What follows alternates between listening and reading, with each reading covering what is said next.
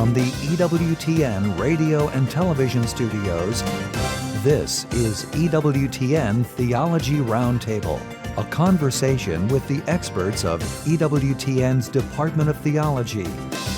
Got questions about the liturgy, scripture, or tradition? They have the answers. Now, EWTN Theology Roundtable. We are so glad that you are joining us here on EWTN Theology Roundtable. We give you a warm welcome. If you are listening on EWTN Radio, as always, on Fridays, you are very used to hearing Colin Donovan host a show, and that will be the case today as well. And for all of those people who are joining us for the very first time, let's explain real quick how this works.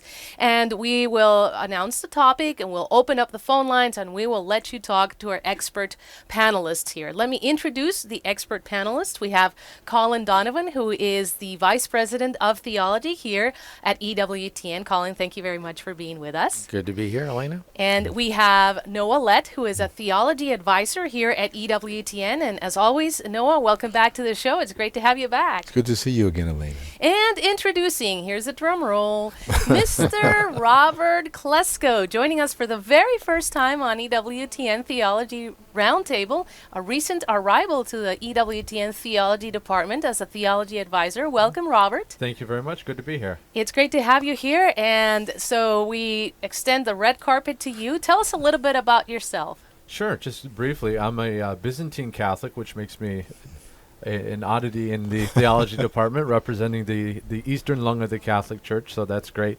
I'm married. My wife's Andrea. I have 4 children, and they are great, wonderful kids, and really helping me to grow in holiness and family life. So it's great to be part of the EWTN family, and I'm happy to be here. Well, we welcome you with open arms, and as we do your family as well. We are Thank all you. a big EWTN family. And our topic today here on EWTN Theology Roundtable with our expert panelists is going to be Cardinal Robert Sarah's recent comments about Mass facing east at Orientem.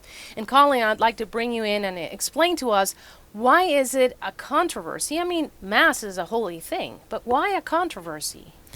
Well, since the Second Vatican Council, specifically since 1965 and the first implementing document of the Council, there has been an instruction to, where it was possible, have an altar, the altar removed from the wall of the church or away from it for incensing, and to allow, it's permitted to allow Mass facing the people. The reality is that Mass facing the people has become the predominant option for pastoral reasons, at least in the minds of priests and bishops and so on. But the other option of facing with the people in the direction of God, whether symbolically towards the east, Christ the Orient, the rising sun comes up in the east, and of course he's the Son of God, or simply in the same direction towards the apse, as it's called, the indentation in the back of the sanctuary where the tabernacle might be, but indicating that the people and the priest are facing together in their worship of God through Christ. So that the tradition is out there in the Latin Rite of predominantly the Ad Orientem. There were a few historical exceptions in St. Peter's Church. The altar actually is behind the people if everybody faces east. So that's sort of a situation aberration because of the Vatican Hill and the way they were able to build the Constantinian Basilica back in the 300s. But generally, churches were oriented east, or in other situations they may be in some different direction. And in the past, people faced together with the priest to Christ and through Christ to the Father, which is the theological orientation that the liturgy has. That's fascinating. We'd also like to open up our phone lines for our radio listeners, as the show is going on right now live on radio, to be able to join in with your questions, your comments for Colin Donovan, Robert Klesko, and Noah Lett, our expert panelists and theologists here. The numbers are 1-800-585-9396. Maybe you have heard about the Latin Rite Mass.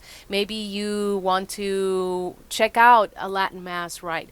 And maybe you want to find out more how to join a community that has Mass in Latin. Maybe you want to know more about what Cardinal Robert Sarah said.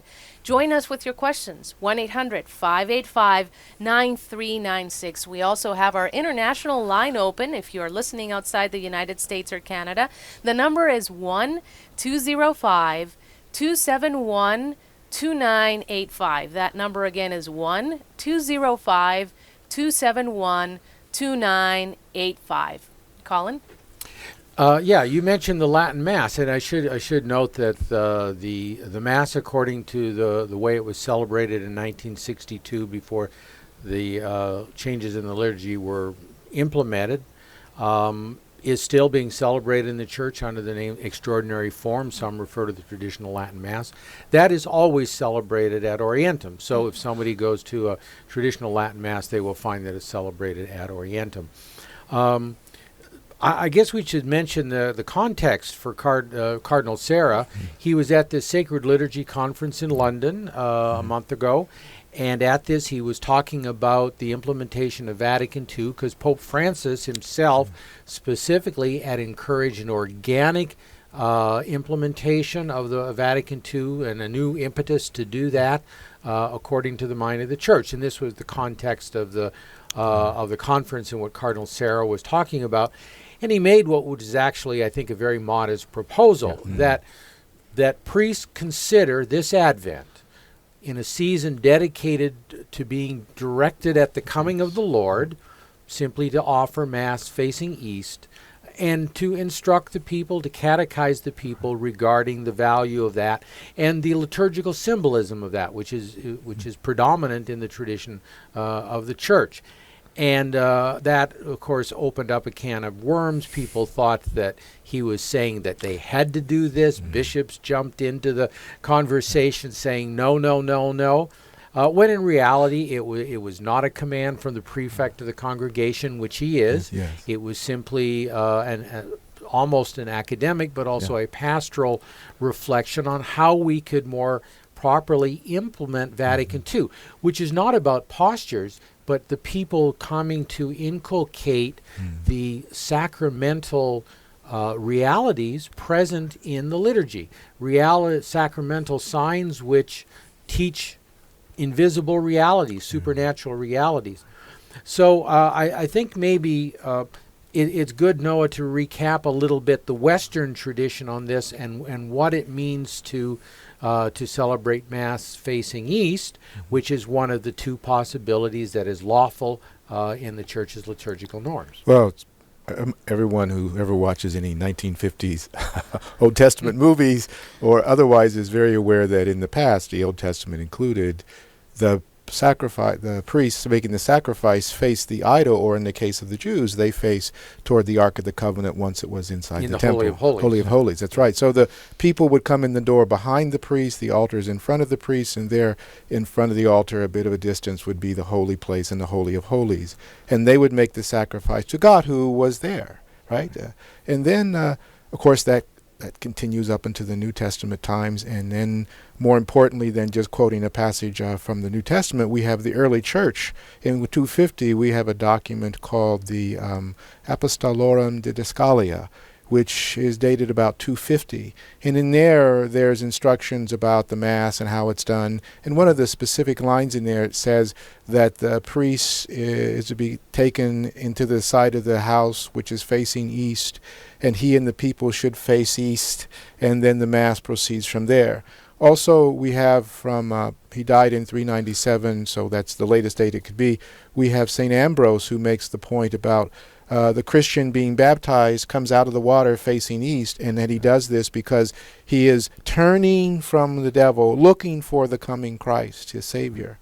Those are two early church things. So the issue is, what is the early church doing? And those are two examples to show you that when you look at the medieval church and they're facing, the people and the priest are facing the same direction, probably east as well, facing the same direction, that this is part of human history, not an oddity of the church.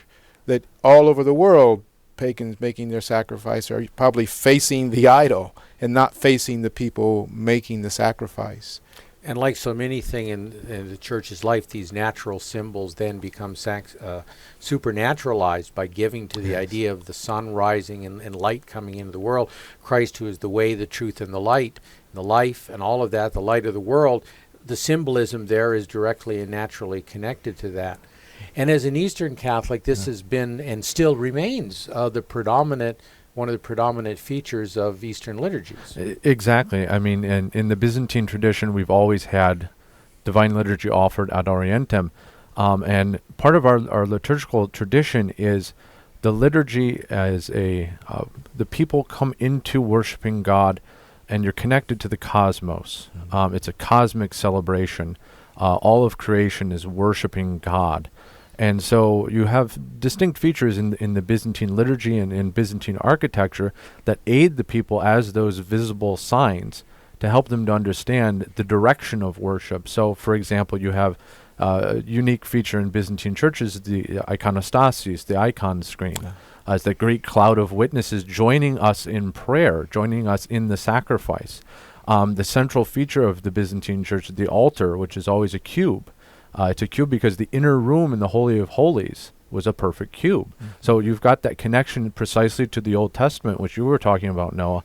And the people and the priest or bishop are all facing the altar in sacrifice. And so all of those wonderful signs and symbols and the icons and the dome all point towards the cosmic dimension in liturgy. Yeah, and I think that's something that's maybe lost, that you can have, there are many other ways, and one of the, of course, the features of the church is we have 21 or 2, I've sort of lost count of how many different rites we have in the church, but each of them represent a certain incarnation of eternal values like this, and they do them slightly differently according to the meaningful to culture. So it's not inappropriate for the church today to find signs and ways of doing things that are appropriate to our culture and mentality today, which convey the truth and convey the realities. The question is always going to be, and it's a pastoral question, does a particular action in the Mass actually serve the purpose for which it's intended? And so it's something of a loaded question, and one which we're going to certainly take up after the break. In just a moment, the lines are open. 1-800-585-9396. That number again is 1-800-585-9396. We're already getting phone calls, so it's a good thing to hurry up and join our conversation here on EWTN Theology Roundtable. This webcast is also on YouTube, EWTN channel on YouTube. You can join us and chat there as well. We'll be back in just a moment. Stay tuned. From EWTN News Nightly in Washington, D.C., I'm Wyatt Goolsby with an EWTN News Link. Pope Francis pays a somber visit to Auschwitz. He walked through the Nazi death camp in silence, except for a few words he shared with Holocaust survivors and rescuers. The Holy Father is in Poland for World Youth Day. San Diego mourns the death of a police officer who was killed in the line of duty. Another officer was also shot but is expected to survive. Investigators say at least one suspect has been arrested. One day after accepting the Democratic presidential nomination, Hillary Clinton returns to the campaign trail. She's courting voters in Pennsylvania and Ohio, 2 swing states that could play a big role in this November election. Donald Trump tells voters in Iowa it was his fault that he lost the Republican caucuses there, but Trump says he's learned from his mistake. The Republican nominee is campaigning in Colorado today, which is considered another swing state. I'm Wyatt Goolsby with your EWTN News Link. This week on Register Radio, Jeanette DeMello talks about the Democratic National Convention with Register Senior Editor Matthew Bunson. Matthew reported from the convention in Philadelphia. Then we'll go to Krakow, Poland, where Register correspondent Philip Mazurczak is attending World Youth Day. I'm Tom Price. Please join Jeanette and me for Register Radio, Saturdays at 7 p.m. Eastern and Sundays at 11 a.m. Eastern, only on EWTN. Welcome back to EWTN Theology Roundtable on EWTN Radio and Television. Join our conversation with your question or comment. Call us toll-free, 1-800-585-9396. Outside the United States and Canada, call 1-205-271-2985 or send us an email, etr@ewtn.com. Welcome back. EWTN Theology Roundtable continues here on EWTN. Elena Rodriguez here with our panelists, Colin Donovan, Noah Lett, and Robert Klesko. Today, talking about Cardinal Robert Sarah's recent, controversial, if you will, appointments that Mass should be facing east at Orientem this Lent. So we've been talking, explaining the differences and the meanings of Mass facing east, the origins of Mass facing east. We want to welcome your questions at 1-800-585-9396. That number again is 1-800-585-9396. Also, if you are outside the United States or Canada, we have a number for you. It's 1-205-271-2985. And Colin, I want to go to you before we go to our phone lines. I want to ask our listeners to hold on for a moment just to finish the explanation.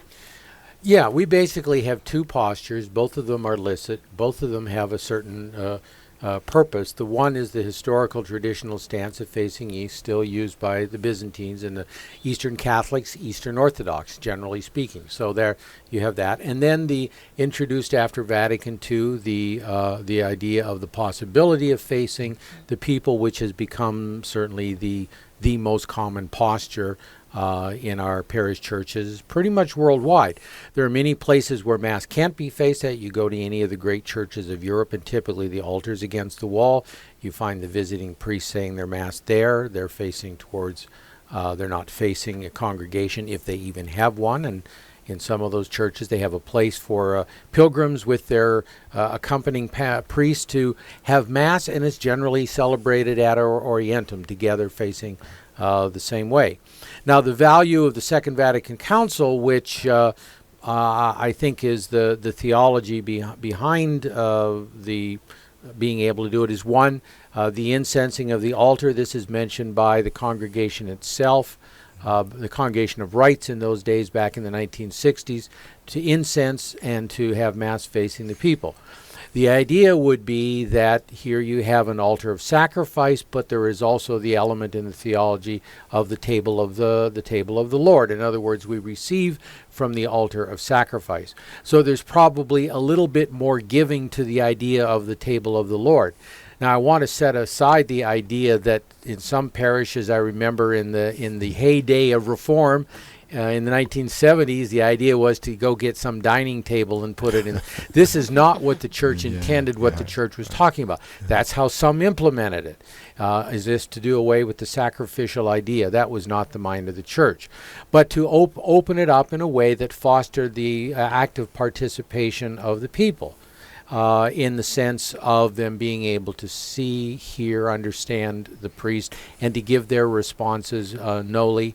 And the idea would be to get more deeply into the celebration. And that gets to the pastoral question, which I think we've already seen in the questions. And that is that purpose being facilitated? Cardinal Ratzinger, writing in his book, The Spirit of the Liturgy, had some doubts about that. And so others have had doubts over the years. And so Cardinal Sarah's proposition that maybe priests should consider doing this. And I think that's, important to mention. I don't know if either of you had any comment on that. Well, let's get to the question here, because I can. Yeah, let's take a question, because I think we're in the ballpark of where the pain and interest is, so to speak. Very good, very good. And again, I want to remind our listeners, you can join in too. We have a couple of lines open, 1-800-585-9396. Let's go to Carl, who is in Van Buren, Indiana, listening to EWTN radio through the EWTN app, which, by the way, is a free download. Carl, what is your question for Colin Donovan, Noah Lett, and Robert Klesko? Go right ahead, please. Thank you, Elena, and thank you, Colin and Noah and Brother Robert. Appreciate you being there. I just wanted to make a quick statement, and I'll make it as quick as I can. My understanding of the reason that in the Novus Ordo things are arranged the way that they are is that it resembles the Passover table. I mean, when our Blessed Lord led that Last Supper, that first Mass, he was doing it in the context of a Passover table. He was facing his, quote, congregation, which were the 12 or eventually 11 around him. The extraordinary form, or the Tridentine Mass, more closely resembles temple worship, where you have the priest facing the Lord God of the universe in the form of Jesus in his body, blood, soul, and divinity being present on the altar. In both senses, the priest is acting in persona Christi. In the Novus Ordo, he is the head of the Passover table. In the extraordinary form, he is the priest who is the one mediator between God and man. I'd like those are just quick thoughts I had. I'd welcome your comments. Sure. I think the issue is there's no exclusivity intended by the church. And in the liturgical theology, I learn from Benedictines who have great contact with the liturgical tradition, and the idea that it is only a table of the Lord is not the mind of the church. Right. The idea that is a sacrificial altar from which historically even pagans received from the fruits of that sacrifice, that's the sacramentality of it, to be able to see that. So it is a mixture of the two. Yeah. It is to be wondered that people want to exclude. By the way, Cardinal Sarah wasn't saying throughout the Mass that the priests face away from the people and the priest face the same way, but rather it was during the Eucharistic part of the Mass when God is addressed. So he's not looking for the people to experience an entirely new way of orientation throughout the Mass. Rather, he's talking about particular times when God is addressed. It's not an asceticism that he's putting. That's right. And therefore we have to ask, is there a prejudice present against the priest turning for 4 weeks during the times God is addressed with the people toward God, given that we have all this history? People are concerned about being somehow left out, or clericalism. We're talking about a people, as I pointed out, from St. Ambrose in 397. He died then, it was before then. People were facing east with the priests. These people were giving their lives for Jesus Christ. I don't think we can say that the priests facing the same way as the people somehow made them feel like they were less of a Christian. Certainly it's the case that we should have no prejudice against a posture that is a posture that might help us in our present difficulties, where who can deny what the Cardinal said, that some liturgies are in crisis. Yeah, and I think that's it. It's peculiar to different places and maybe different celebrants as to whether what they themselves bring as a celebrant to the liturgy encourages people to understand that he is celebrating in persona Christi Capitis, as head of his body, the church, and that the worship is of the Father and not of the community. And I think there is, depending on where you go, you get different senses of how this has really worked out. Right, and I think there's a fear of the loss of the conversation or the dialogue that happens between the people and the priest, and precisely what you said, Noah. The Cardinal is talking about offering the Eucharistic prayer, or what we call in the East the anaphora, facing ad Orientem. So you're still going to have the liturgy of the Word with the dialogue between the priest and the people. All those elements are still going to be there. But the idea of enriching the liturgy, especially the liturgy of the Eucharist, with this ancient posture, and especially during this time when we're looking to the East, the Advent season, is going to bring about the spiritual fruit that the Council Fathers really intended after the Second Vatican Council. We should be known that the Cardinal did not make this as the only suggestion for the present difficulties we are in with regard to some Mass celebrations, where there is a loss of the sense of God and there's a loss of the sense of the gravitas, as we used to say, of the Mass. And it was part of Liturgiam Authenticum, after all, when they took the languages, that pretty much you took out some of the grandeur of language in the earlier translations into English from the Latin, where the Latin is maybe grand and flowery, but it gives the guy this idea of the dignity of what is being done and its gravitas, and that's important. What are your questions about Mass facing east? We can take those on the other side of this break. 1-800-585-9396 here on EWTN Theology Roundtable, coming to you on EWTN Television and Radio with Colin Donovan, Noah Lett, and Robert Klesko. In a moment, we'll take your questions. 1-800-585-9396. EWTN Theology Roundtable continues in a moment here on EWTN. Stay tuned. Welcome to EWTN's Catholic Almanac. Today is July 29th, the memorial of Saint Martha. She was the sister of Lazarus and Mary of Bethany. Upon the death of Lazarus, it was to Martha that Jesus proclaimed, "I am the resurrection and the life." Also, Pope Urban VIII died on this day in 1644. He was well known for increasing the missionary efforts of the Church. He financially aided religious orders as they evangelized in China and Japan. 60 Seconds with Father Mitch Pacwa. There can be no doubt that the exercise of the priestly ministry, especially in the celebration of the sacraments, receives its saving effects from the action of Christ Himself, who becomes present in the sacraments. This is a very important thing because all too often we have had liturgists and clergy who start to think that perhaps the liturgy is about us, and we make a good experience by music that makes us just want to hug our neighbor, or we have a good feeling about it. I'm not against hugging your neighbor. I'm not sure that Mass is the right place to do it. But that warm, fuzzy feeling is not what Mass is about. The essence of the sacraments is that Jesus Christ Himself is acting. He is present. The people you know and trust are on EWTN.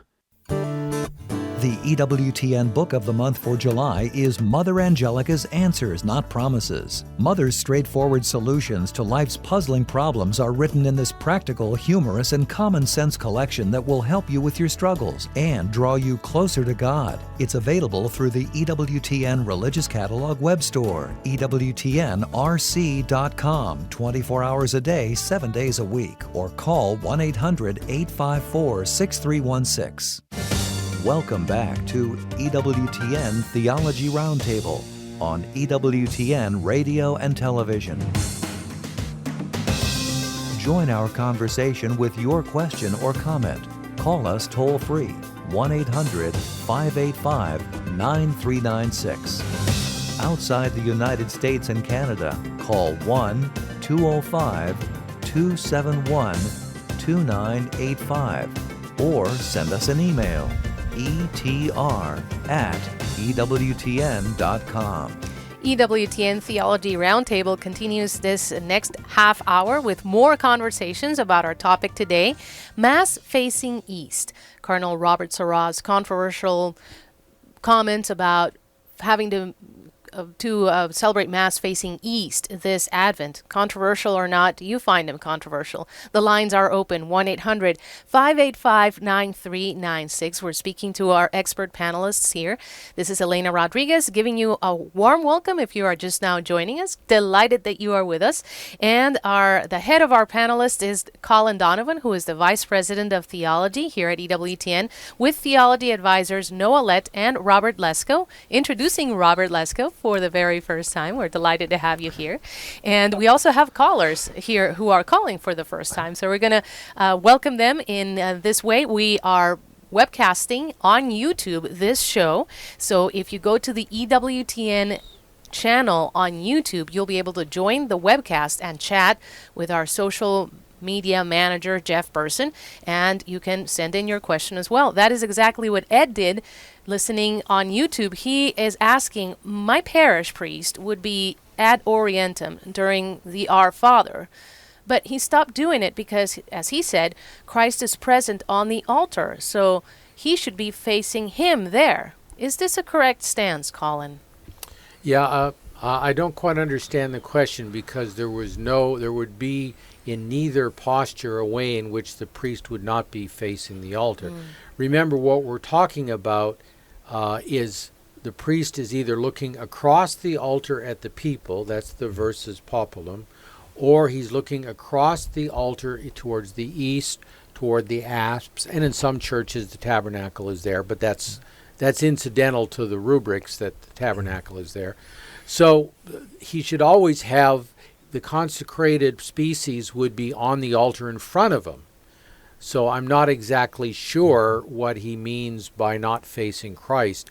If he is on the people's side of the altar facing with them at Orientem, he should be facing facing Christ. Yeah. He must misunderstand what we were talking about. Yeah, I'm not exactly sure what it's not putting the back to the altar and facing east. It's having the altar in front. Very well. Let's go to Peter, who is in Poland. And Peter has a question. It's an international question from the land of World Youth Day. Peter, welcome to Theology Roundtable. Go right ahead, sir. Laudetur Jesus Christus. In eternum. Hello. I'm calling to have a maybe question, maybe a remark that facing east is not maybe so important east, but for me it's important that the priest is facing a cross which is standing on the altar. And so could you tell me that it's very important that maybe, because I read that the cross is a sign of also a sign of an east. And I want to express that when I first attend on the Trident Mass, it changed my point of seeing liturgy. And I think that this facing east or facing cross is more logical, and everything is ordered during the Mass. That's a good point, because even when facing the people, the priest should have a crucifix in view. It is there to aid his meditation of what he is about. You'll notice that in our chapel, the priests who celebrate Mass facing the people, they have a crucifix on the altar. This is pretty standard, of course, in the traditional Latin Mass because, well, you had the tabernacle there, but usually the crucifix was also visible on the wall. So that's an important thing. And he raises, Peter, you raised the question, which is, I think, at the heart of the issue. Both postures are lawful. Yes. In a way, you could use almost scientific method here. Empirically, what helps the people most understand and appreciate and to take into themselves and to be transformed interiorly in their participation. That's where I think the pastoral decision comes. Right. Yeah, and precisely what Cardinal Sarah was saying in his address is, it has to be a pastoral decision that accompanies catechesis on the liturgy. Yes. The people have to be prepared and also understand what this posture is meant to help them understand. Because that is a real concern, especially since we've had, the past 50 years since the council with the versus populum posture. So really, I think what the cardinal is trying to do is trying to up the liturgical catechesis in our churches, yes. Especially during that season of Advent. And I think, the priest and people facing the same direction, at least coming from an Eastern perspective, it's very powerful. I didn't grow up Eastern Rite. I grew up Latin Rite. But when I precisely, just like Peter, when he started attending the Tridentine Masses, when I saw the Byzantine Divine Liturgy and the congregation uniting itself with the celebrant and offering the Divine Liturgy and offering the sacrifice, it did help me to understand the context of liturgy. It helped me to understand the importance of the directionality of prayer. It helped me to understand the centrality of the altar and the Eucharist, and there are many fruits to be gained from such a posture. Oh, yes.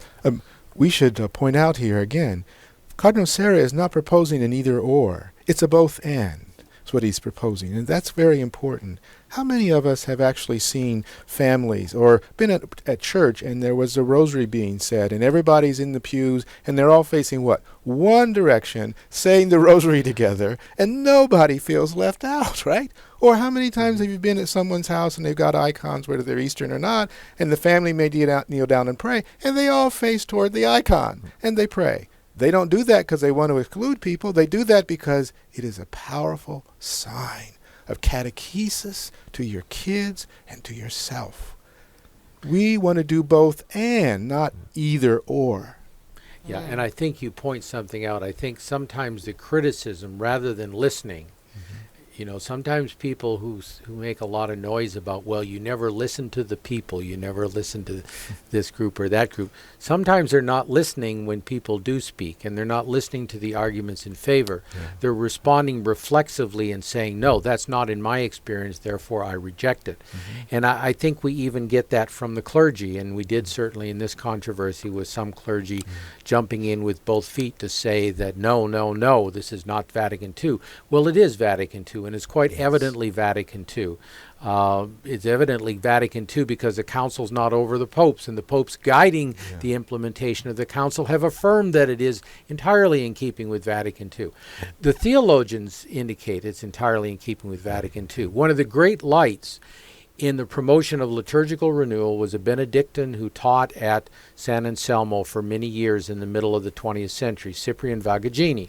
In fact, he has a tome which is used probably by most theologians, most liturgical theologians, as sort of a touchstone of information on that, along with some books regarding the development of the Mass and so on by different authors.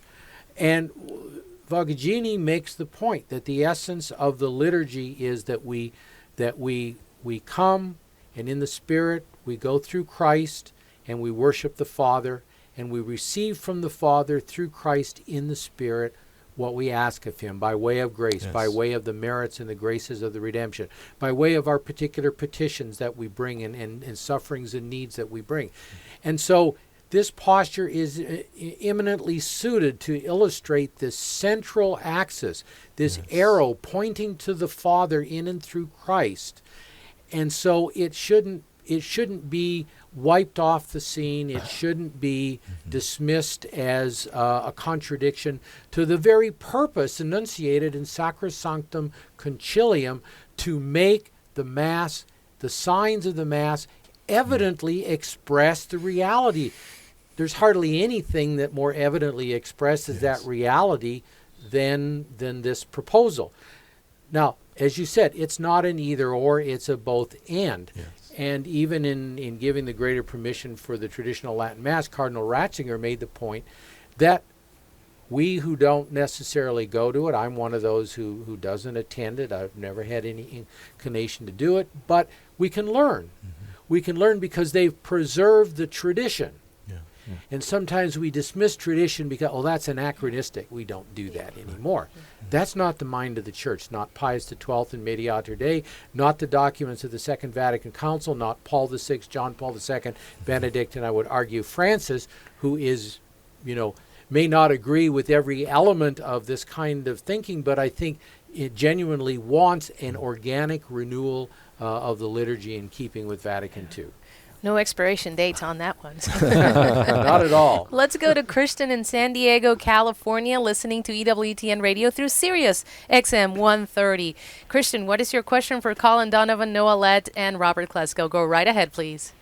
Hi, gentlemen. Glory to Jesus Christ. I was an altar boy in the Roman Rite back in the 70s, where we were up on the altar facing the people with the priest. So I kind of like the conversation here. I'm actually now practicing in the Byzantine Rite, which, as you know, is at Orientem.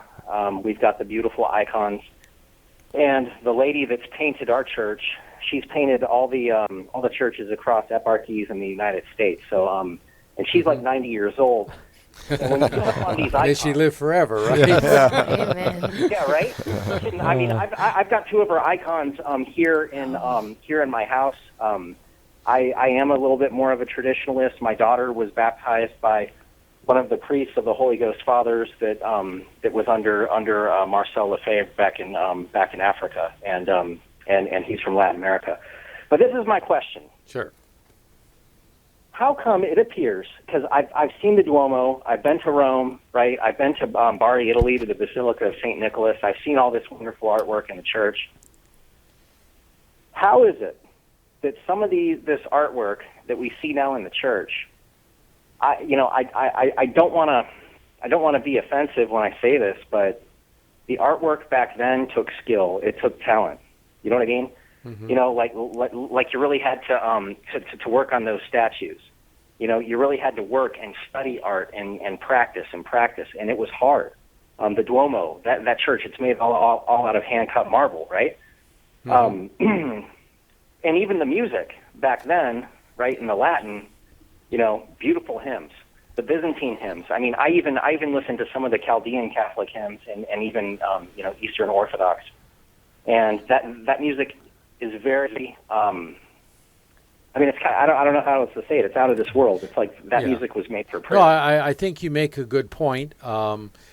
Just a couple things in general. One of the encouragement coming out of the council was to make something of the art of our day, to give it to God. So those who try to do that are not wasting their time.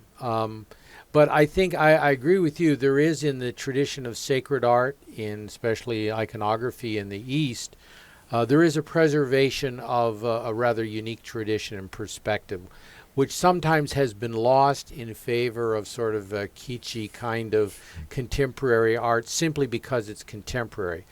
I think there's a middle ground where you can take materials and artistic styles that are truly worthy. And remember, in all liturgical norms, it talks about the worthiness of the materials and the styles, that they be in keeping with the church. Yeah. Sometimes they are not. That's clearly true. Yeah. You can have a noble simplicity, I think was one of the terms that came out of Vatican II, that noble simplicity, but not sacrifice the beauty. Not sacrifice the beautiful hymns, the Sacrosanctum Concilium certainly upheld Gregorian chant as the preeminent form of hymnography in the church, stained glass windows, the sacred architecture. You can have all of that and still have a noble simplicity. It's a both and. It can be done. And there are many fine churches throughout the United States that have that. They've struck that balance. It's something that we definitely need to work on and recapture. And of course, being an Easterner myself, we're spoiled. We've always had the beautiful icons and the beautiful chant. So it's a treasure. And I think in the Latin Rite, and certainly Cardinal Sarah, as a liturgist, he knows he's studied the history of art and architecture and music, and so this posture might be a way to open the door to a renewal of church art, church architecture, church music, and hopefully it will spark a dialogue. That's important to get that going too.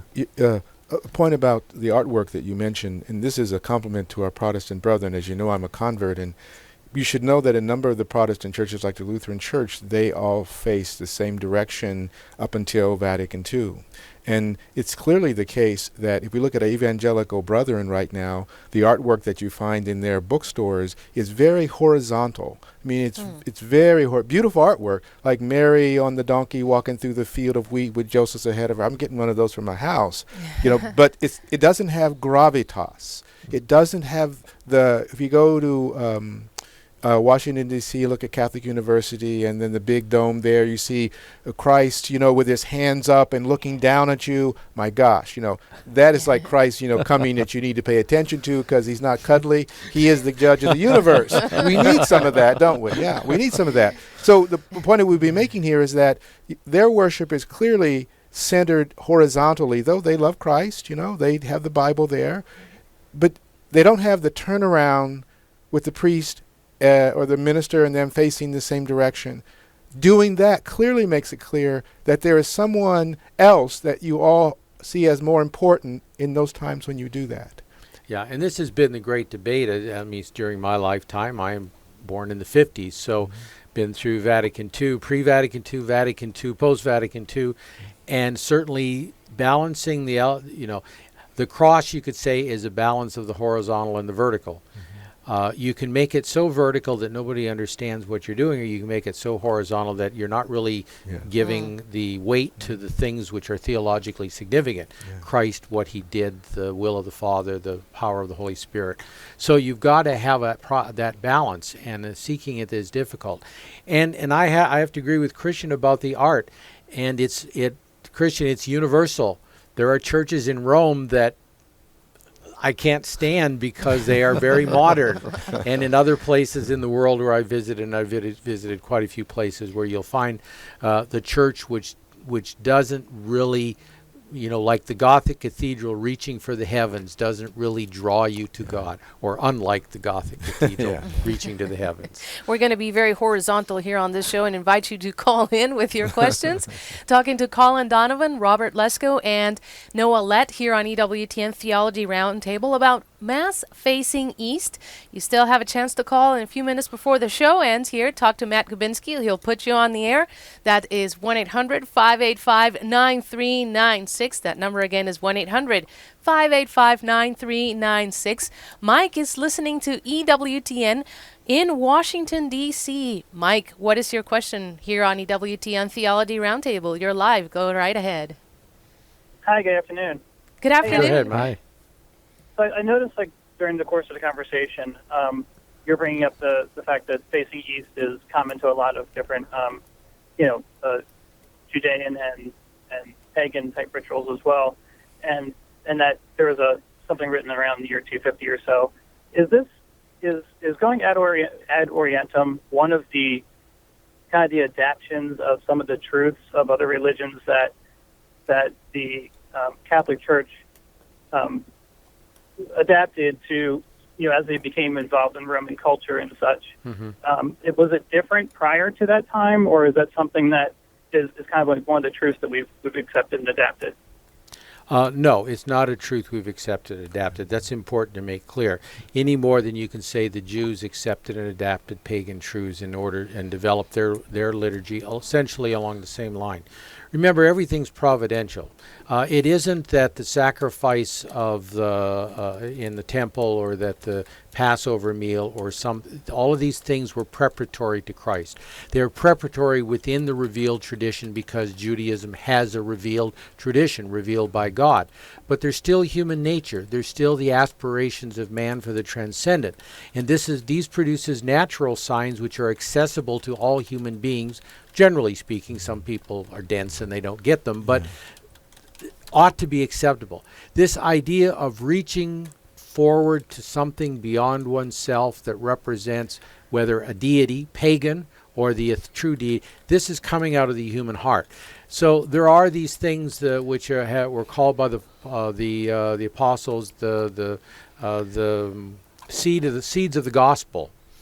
These realities that are found among all peoples, pagan and otherwise, that reflect this interior religious impulse of man placed in him by God, that even though through their paganism, their moral corruption and all of that those societies often had, it still survives.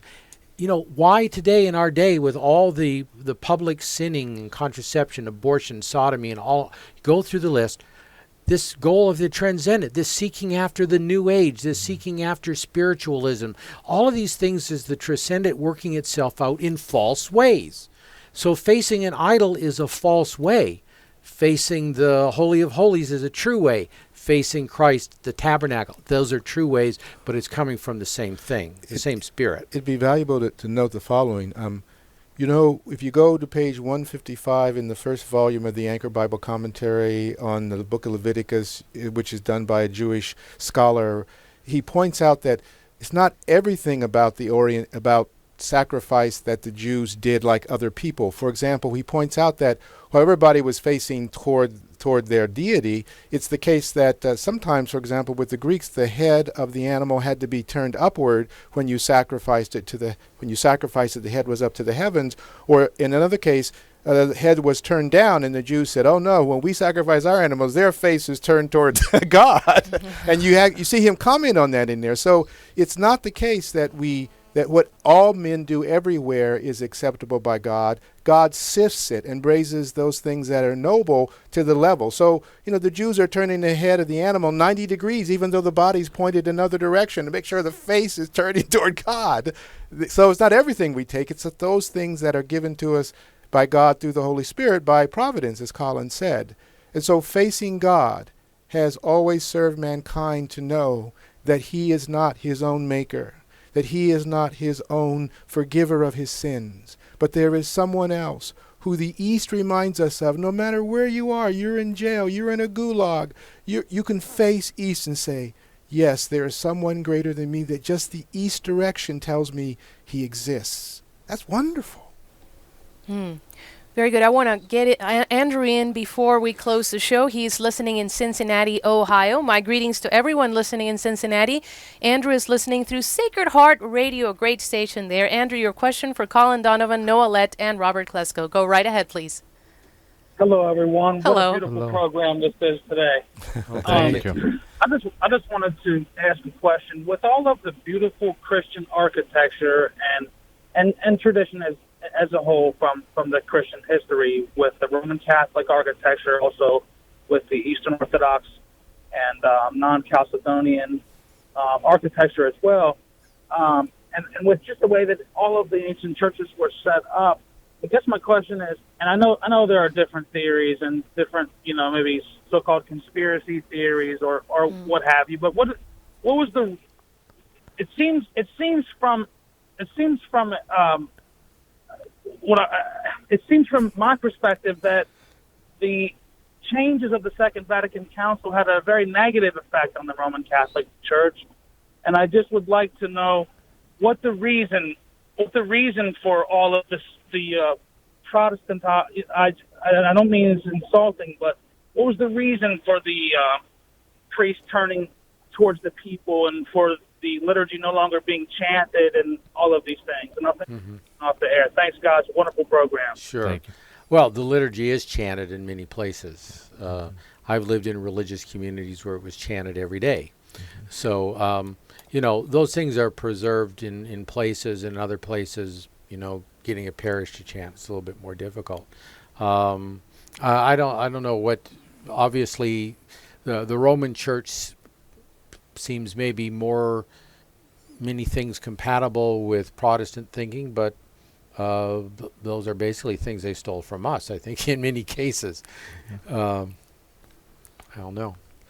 I think I would, say to him that you should read Cardinal Sarah's piece that's 24 pages long, where you get 6 times in there the Holy Father saying to him, I want you to make sure this the right implementation of Vatican II, and that we renew our efforts to do the reforms of Vatican II for the good of souls, because you experience some of the things that Cardinal Sarah lists in there, that this ad orientem, or the people and priests facing the same direction, can help overcome, to return us to the fact that there is someone greater than us, and we are not our own makers or our own saviors, but there's one to whom we talk, and we all turn and talk to him.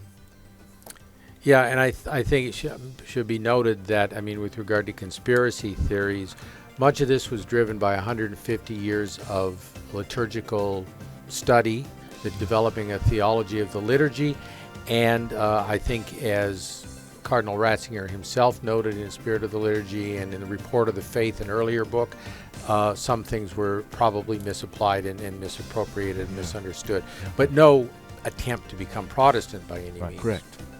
Thank you very much, Colin Donovan, Noah Lett, and Robert Klesko for your expertise on this EWTN Theology Roundtable show. EWTN Theology Roundtable Encores for times in your area. Go to EWTN.com so you can watch the show. We'll be back again this month on EWTN. Stay tuned.